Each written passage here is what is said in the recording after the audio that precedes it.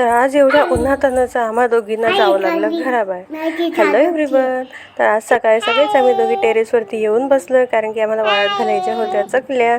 आणि टेरेसवरती आलं म्हणजे आमचं जे छोटूसं गार्डन आहे त्यामध्ये फुलं उमललेली तोडायची नाही असं होतच नाही. तिथं गेलं की लगेच चेरू मॅडम जाणार आणि फुलं तोडून आणणार.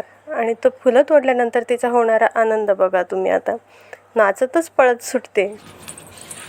या मुलांना फुलं तोडण्यातच काय आनंद मिळतो काय माहिती.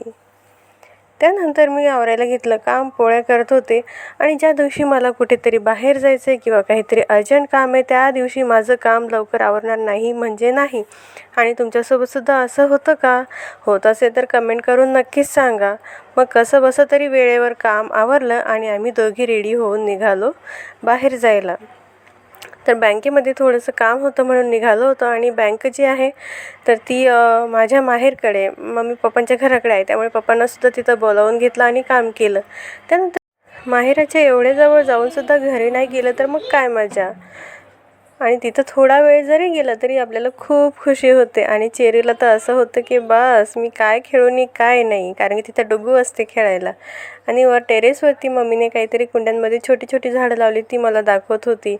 आणि इथं बघा आले नाही की दोघींची मस्ती सुरू, भांडणं सुरू. त्यानंतर माहेरी गेलं की आई असं होत नाही की आई आपल्या आवडीचा पदार्थ बनवत नाही.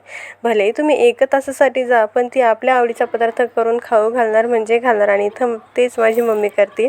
गव्हाची खीर बनवते माझ्यासाठी. माहेर म्हणजे असं ठिकाण जिथं आपल्याला कुठलंच बर्डन नसतं, फक्त आराम आणि आराम. आणि तर असा होता आजचा व्लॉग. आवडला असेल तर नक्कीच लाईक करा. बाय.